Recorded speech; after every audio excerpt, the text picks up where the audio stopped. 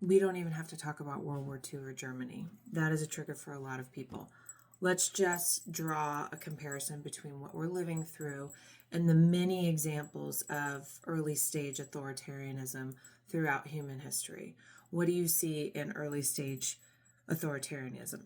Increased tracking and surveillance of people, whether that's technological, depending upon the era, that could look like monitoring what groups people belong to, when they come and go, what lists they are on, what they're doing online, when they're traveling, what facial recognition software, where they are seeing them, what events they're going to, when are they leaving, coming and going inside of the country. So increased surveillance and tracking. Second is the manufacturing or the pretext of war as an excuse for expanded paramilitary presence. So when we see more military, whether it be CBP or ICE or National Guard, and the reason for that is that we are at war or that there is some sort of crisis that is manufactured to justify the use of expanded paramilitary presence. We see a dismantling of democracy and an attack on free and fair elections and claims that elections are not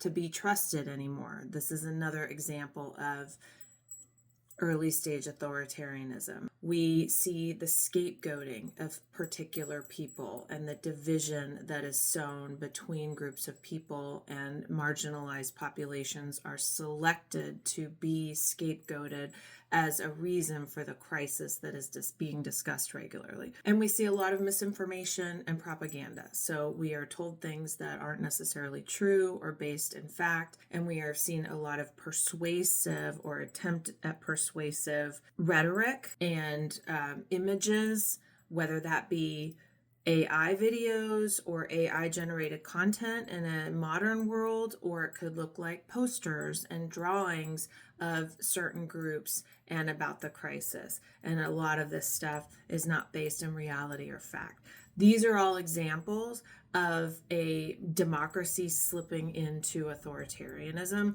So we don't even have to talk about World War II. There are so many instances of this throughout human history that follow this exact same pattern, and it sure does follow that pattern, what we're living through right now. That is without question. So hopefully by not drawing the comparison to Germany, a few people who might have rejected it be just like little bit open to the fact that this is a descent into authoritarianism that looks similar to other examples of that in history.